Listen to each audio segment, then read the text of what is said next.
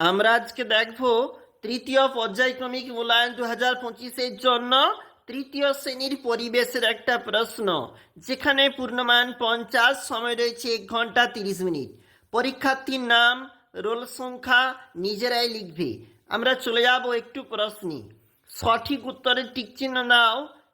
যেখানে মোট 6 নাম্বার রয়েছে, এক একটা প্রশ্ন 1.5 নাম্বার করে, অর্থাৎ সঠিক উত্তরে তোমাকে টিক চিহ্ন দাগ দিতে হবে।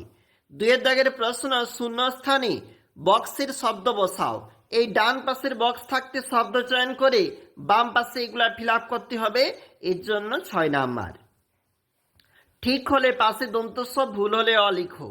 এবং টোটাল বলেছে 6 মার্ক। এই বক্সগুলোতে তোমাকে ঠিকঠাক করে লিখতে হবে এবং উত্তর দিতে হবে। এটা প্রথম পেজ। চলে যাবো 2 নাম্বার পেজ। এটা 2 নাম্বার পেজ, সেখানে মোট 6 নাম্বার রয়েছে। বাম দিক ডান দিক তুমি যখন ম্যাচ করবে সেগুলা ম্যাচ হিসাবে এখানে 6 নাম্বার। দেখো, একটি শব্দ বা বাক্য উত্তর দাও, 10 নাম্বার বলেছে, অর্থাৎ 2 নাম্বার করে এক একটা। এইগুলো উত্তর দিতে হবে তোমাকে বা এখানে লিখতে হবে। তারপর বলেছে সংক্ষিপ্ত উত্তরধর্মী প্রশ্ন, যেখানে 16 নাম্বার, 4 করে রয়েছে প্রতিটা প্রশ্নের মান। প্রশ্ন খুবই গুরুত্বপূর্ণ, অবশ্যই দেখবে। প্রতিটি মডেল সেট আমরা কিন্তু তুলে তুলে ধরে দেখাই।